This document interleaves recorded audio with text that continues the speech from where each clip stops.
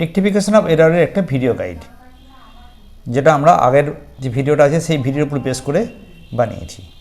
ফার্স্টে স্টেপ 1-এ যেটা দেখব যে account needs to B corrected, কোন অ্যাকাউন্টটাতে ভুল হয়েছে সেটাকে কারেকশন করব।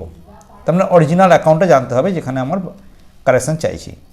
সেকেন্ড হচ্ছে আন্ডারলাইন করে দিয়ে সেই অ্যাকাউন্টটাকে, underline that account and write either debit or credit according to the original journal. Then you write beside the journal, লাইনটার পাশে লিখে নেওয়া যাক যে এটা এর নামের ভুল, ফিগারে ভুল, সাইডে ভুল, নেম প্লাস ফিগারে ভুল, নেম প্লাস সাইডে ভুল, অর কি না কি। এটা লিখলেই আমি অরিজিনাল সাইড ওয়াইজ জার্নাল করে যাব excepting figure overcast, right. Figure overcast ছাড়া সবসময় আমরা সেই জার্নালটাই করতে হয়। তো দেখা যাক, a sum of 5,000 rupees receive from Kesto has been entered to Bisto in Bistu. তা কেস্টোকে লেখার কথা ছিল, চলে গেছে বিস্টুতে। তো অরিজিনাল অ্যাকাউন্টটা কে? কেস্টো। আমি কেস্টোতে আন্ডারলাইন করলাম। এবার চিন্তা করলাম সেটা ক্রেডিট না ডেবিট। তো received, some received cash account debit to Kesto, তো কেস্টো ক্রেডিট হয়। তো তাহলে ওখানে আমি লিখলাম আন্ডারলাইন করে সি লিখলাম। আন্ডারলাইন করে সি লিখলাম মানে অরিজিনাল জার্নালে নিশ্চয়ই কেস্টো ক্রেডিট হবে, কারণ আমি বলেছি ফিগার ওভারকাস্ট ছাড়া in all case debit should be debited and credit should be credited. Again in a case of figure overcast only you have to make it reverse. তো জার্নাল করে ফেললাম, লিখলাম টু কেস্টো, কি লিখলাম টু কেস্টো আর ডেবিটে 22। যদি বলা যায় কেন করলাম এটা, না কেস্টো ক্রেডিট হওয়ার কথা ছিল, করা হয়নি বলে তাকে ক্রেডিট করলাম, to bring in Kesto in the credit side, and 22কে ক্রেডিট করা ছিল, ওকে ক্যান্সেল করার জন্য 22কে ডেবিট করলাম। তো জার্নাল ইজ 22 এখন ডেবিট টু কেস্টো। এই ধরনের জিনিসগুলোকে আমরা বলবো নামের ভুল। ধরা যাক একটা repair to machine 1,000 rupees has been entered in machinery account. তো অরিজিনাল অ্যাকাউন্টটা কে, মেশিনারি না রিপেয়ার? আমরা বলবো রিপেয়ার। রিপেয়ার কি এক্সপেন্সেস, রিপেয়ার ডেবিট। তো নামের ভুল, কিসের ভুল হলো এটা? পাশে লিখলাম নামের ভুল যখন হলো তখন আমি জার্নাল লিখলাম যে ইয়েস রিপেয়ার ডেবিট ছিল, তাই ডেবিট করবো, রিপেয়ার এখন ডেবিট টু মেশিন। একটা ফার্নিচার কিনেছি, চলে গেছে পারচেসে। তো অরিজিনাল অ্যাকাউন্টকে ফার্নিচার পারচেস হয়েছিল, that purchase is debit, purchase of furniture is debit. তো আন্ডারলাইন করে ডি লিখলাম, আন্ডারলাইন করে আমি লিখলাম এটা ডি মানে ডি আর ডেবিট। তো in the original journal furniture debit করব, আর তার সাপোর্টিং যে অ্যাকাউন্ট রয়েছে সেটা হচ্ছে রং নেমটা হচ্ছে পারচেস। ইন দ্যাট ওয়েতে আমরা নামের ভুলগুলো করলাম। এবার একটা ফিগারের ভুল দেখা যাক। A sum of 5,000 receive from Kesto has been entered in his account as 500। তাই একে বলবো আমরা অরিজিনাল অ্যাকাউন্টে ফার্স্টে দেখো যে কোন অ্যাকাউন্টে ভুল হয়েছে, কেস্টো অ্যাকাউন্টে, আন্ডারলাইন করে তাকে সি লিখলাম, যেহেতু ক্যাশ রিসিভ করেছি from Kesto, cash account debit to Kesto, আর কেস্টো সি হলো। এবার চিন্তা করলাম এটা ফিগার আন্ডারকাস্ট না ফিগার ওভারকাস্ট। আমি বলবো ফিগার আন্ডারকাস্ট এফইউ। ফিগার আন্ডারকাস্টে অ্যাজ পার দ্য রুল মেনে চলবো, ডেবিটকে ডেবিটই করবো আর ক্রেডিটকে ক্রেডিট করবো। কেস্টো ছিল ক্রেডিট, তাই এগেন কেস্টোকে ক্রেডিট করলাম আর সাসপেন্সকে ডেবিট করব। আমরা বলেছিলাম যে নামের ভুল আর ফিগারের ভুলের জন্য সবসময় আমার সাসপেন্স একটা অ্যাকাউন্ট হবে, and the difference in between those two figures are to 4,500, the journal is suspense account debit to Kesto, right. Similarly আরেকটা নামের ভুল আরেকটা এরকম দেখা যাক যে ডেটার্স অ্যাকাউন্ট ওভারকাস্ট হচ্ছে। তো অরিজিনাল অ্যাকাউন্টকে ডেটার্স অলওয়েজ ডেবিটই হয়। ফিগার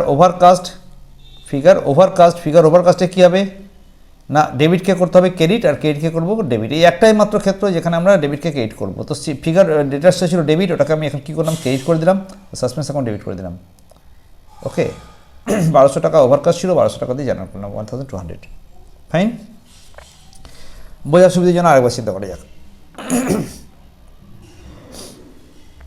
যে মেশিনারি ডেটার্স অ্যাকাউন্টে আন্ডারকাস্ট ছিল, মানে ডেটার্স কম দেখানো আছে, তাহলে ফিগার আন্ডারকাস্টের অঙ্ক এটা।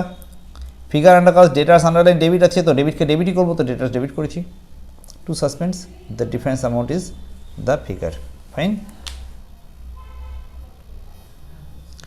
এবার একটা এক্সাম্পল নেওয়া যাক যেখানে সাইডের গন্ডগোল থাকবে। আর sum of 5,000 receive from Kesto but wrongly debited to his account. Wrongly কী হয়েছে, ও ডেবিট করে ফেলেছে। তো Kesto original side is credit, now debit হয়েছে।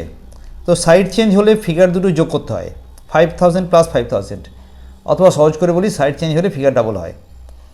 তাহলে কেস্টো অরিজিনাল কী আছে, ক্রেডিট আছে, তাহলে জার্নালে আমি কেষ্টকে ক্রেডিটই করবো, কেষ্টকে ক্রেডিট করলাম, টু কেষ্ট সাসপেন্স ডেবিট।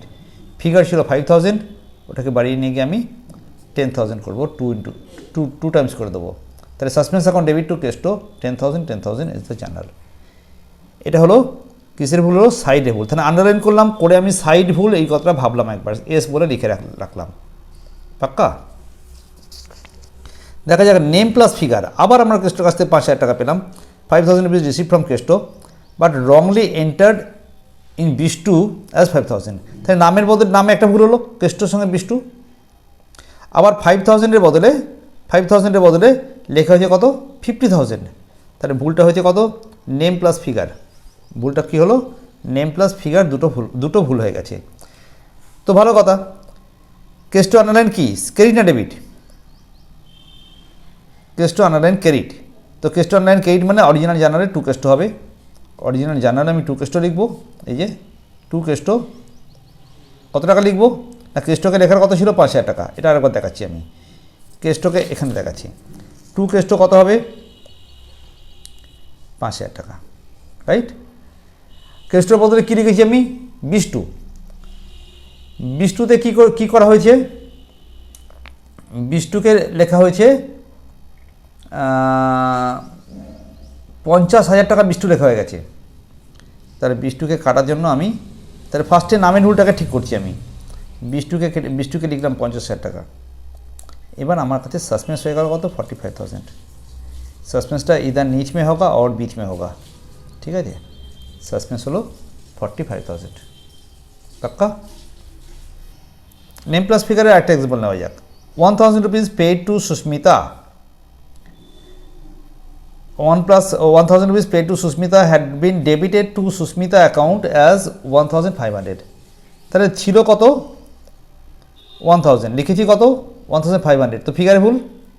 সুস্মিতাকে বদলে সুমিতা করেছি, তো দ্যাট ইজ অলসো আর নেমের ভুল। তো জার্নালটা কী করে করব? সুস্মিতা কী ছিল? ডেবিট ছিল। তো আমি আমার অরিজিনাল জার্নালে সুস্মিতাকে ডেবিটই করব। সুস্মিতা ডেবিট করলাম, ফাইন। তার অপোনেন্ট জার্নাল কী আছে? সুমিতা, ওকে ডেবিট করেছিলাম। কাটার জন্য কী করলাম? টু সুমিতা। তাহলে সুস্মিতা এখন ডেবিট টু সুমিতা, ফাইন। এটা এই এখন পর্যন্ত নামটা ঠিক হলো, কিন্তু নামে সুস্মিতা কত থাকার কথা? 1,000। তো সুস্মিতাতে তো হলো 1,000, আর সুমিতাকে ভুল করেছি কত? 1,500 টাকা দিয়ে, 1,500। তাহলে সুস্মিতা ক্রেডিটে 1,500 টাকা। তাহলে সুস্মিতা এখন ডেবিট 1,000, সুস্মিতা এখন ডেবিট 1,000, সুমিতা এখন ক্রেডিট 1,500, আর সাসপেন্সটা হয়ে গেলো ডেবিটে। তাহলে জার্নালটা কী দাঁড়ালো? জার্নালটা এরকম দাঁড়ালো যে ফার্স্টে হচ্ছে সুস্মিতা ডেবিটে কত টাকা লেখা হলো? না, তাকে তো 1,000 টাকা লেখার কথা ছিল। আর সুমিতাকে ভুল করে আমি কী করেছিলাম? ডেবিট করেছিলাম কত টাকা দিয়ে? 1,500 টাকা, সেটা ক্রেডিট করব। আর এখানে সাসপেন্স অ্যাকাউন্টে আমার बीच में সাসপেন্স অ্যাকাউন্ট হয়ে গেল কত? 500 টাকা, রাইট? এবার যে ভুলটা সেটা হচ্ছে নেম প্লাস সাইডে ভুল হবে। নামের সঙ্গে সঙ্গে কী হবে? সাইডও ভুল হবে। পারচেস অফ 1,000 রুপিস পার্স থ্রু সেলস বুক। তাহলে ছিল পারচেস, চলে গেছে সেলসে। পারচেস আন্ডারলাইন ডি, নেম ভুল হয়ে গেল আর সাইডও ভুল হয়ে গেল। একে আমি নাম দিয়েছিলাম দুই ভাই ভুল। পারচেসও ডেবিট হবে, সেলসও ডেবিট হবে, to suspense. Purchase debit, sales debit, to suspense. একই রকম গল্প সর্প। ডিসকাউন্ট ইনওয়ার্ড, রিটার্ন ইনওয়ার্ড চলে গেছে রিটার্ন আউটওয়ার্ডে। তো রিটার্ন ইনওয়ার্ড আন্ডারলাইন ডি। একটা যদি জানতে পারি তার ভাইও সেদিকে থাকবে। Return inward debit, return outward debit, to suspense, fine. BP চলে গেছে বিআরে, তো আন্ডারলাইন বিপিতে ক্রেডিট, তো টু বিপি হবে, টু বিআর হবে, সাসপেন্স ডেবিট হবে। আর যে ধরনের ভুল থাকে সেটা হচ্ছে যে কোনো সময় আমরা কিছু এন্ট্রি করি না। যেমন ধরা যাক ক্যাশ সেলস 1,500-1,200 টাকা, এটা আমি ক্যাশ বুকে 200 লিখেছি। তাহলে অল জার্নালটাই ভুল লিখেছি 200 টাকা দিয়ে। তাহলে এখন 1,000 টাকা দিয়ে জার্নাল করে দেবো, simple journal, cash account debit to sales. আরেক ধরনের ভুল হতে পারে যেটা একই সঙ্গে তিনটে মিশিয়ে ভুল হবে। ক্যাশ 600 টাকা পেয়েছি রিসিভ ফ্রম রোজা, এন্টার করেছি কিনা মোজা অ্যাকাউন্টে, আবার লিখেছি 60 টাকা, মোজা অ্যাকাউন্টে ডেবিট করেছি। তাহলে সাইডে ভুল, ফিগারে ভুল, নামে ভুল। তো এটা অল থ্রি এনএফএস ভুল হলো। তো জার্নালটা কী করবো? জার্নালটা ভেরি সিম্পল। রোজা আমার আন্ডারলাইন কী আছে, ক্রেডিট, তো আমি রোজাকে ক্রেডিট করব। মোজাকে ভুল করে ডেবিট করেছি, মোজাকে ডেবিট এখন ডেবিটটাকে কাটার জন্য ক্রেডিট করব। তো রোজা আমাকে 600 টাকা দিয়েছি, 600 টাকা লিখলাম, মোজাকে ডেবিট করেছিলাম 60 টাকা দিয়ে, সেটা 60 টাকা লিখলাম, আর সাসপেন্স অ্যাকাউন্ট বলে উপরে বসিয়ে দিলাম যে 60 টাকা আমার সাসপেন্স হয়েছে, 660 টাকা সাসপেন্স হবে। তার suspense account debit two Moja, two Roja, to মোজা, রাইট। আবার একটা অঙ্ক দেখা যাক, লাস্ট এটাই। ক্যাশ রিসিভ ফ্রম রোজা 600 টাকা, এন্টার করেছি কত, 650 ডেবিট সাইড মোজাতে, enter in the debit of Moja 660 টাকা।